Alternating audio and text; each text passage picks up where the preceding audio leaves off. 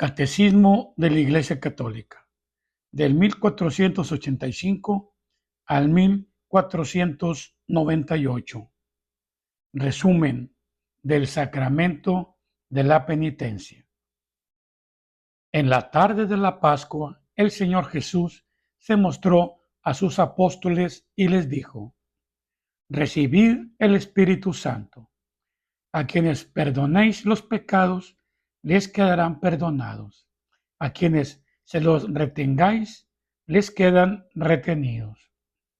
El perdón de los pecados cometidos después del bautismo es concedido por un sacramento propio llamado sacramento de la conversión, de la confesión, de la penitencia o de la reconciliación. Quien peca lesiona el honor de Dios y su amor, su propia dignidad de hombre, llamado a ser hijo de Dios, y el bien espiritual de la Iglesia, de la que cada cristiano debe ser una piedra viva. A los ojos de la fe, ningún mal es más grave que el pecado, y nada tiene peores consecuencias para los pecadores mismos, para la Iglesia y para el mundo entero. Volver a la comunión con Dios después de haberla perdido por el pecado es un movimiento que nace de la gracia de Dios, rico en misericordia y deseoso de la salvación de los hombres. Es precioso pedir este don, precioso para sí mismo y para los demás. El movimiento de retorno a Dios, llamado conversión y arrepentimiento, implica un dolor y una adversión respecto a los pecados cometidos y el propósito firme de no volver a pecar. La conversión, por tanto, mira al pasado y el futuro se nutre de la esperanza con la misericordia divina. El sacramento de la penitencia está constituido por el conjunto de 3 actos realizados por el penitente y por la absolución del sacerdote. Los actos de penitente son el arrepentimiento, la confesión o manifestación de los pecados al sacerdote y el propósito de realizar la reparación y las obras de penitencia. El arrepentimiento, llamado también contrición, debe estar inspirado en motivaciones que brotan de la fe.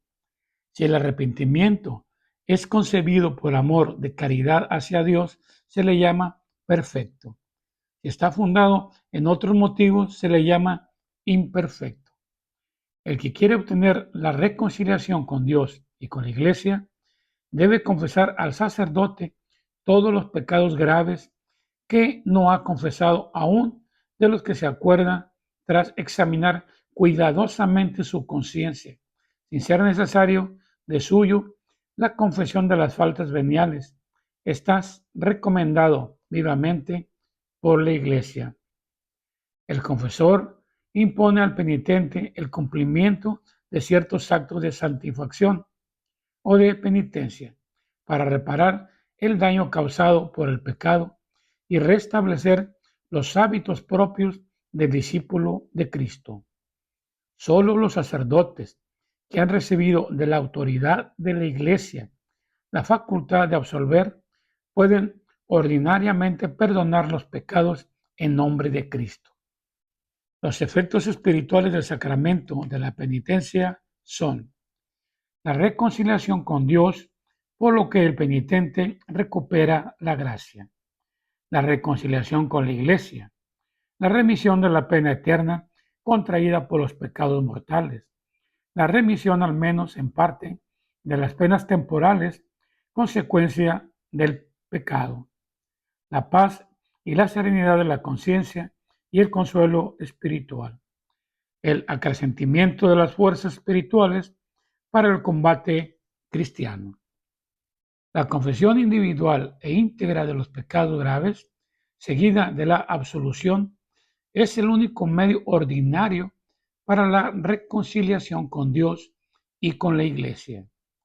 Mediante las indulgencias, los fieles pueden alcanzar para sí mismos y también para las almas del purgatorio, la remisión de las penas temporales, consecuencia de los pecados.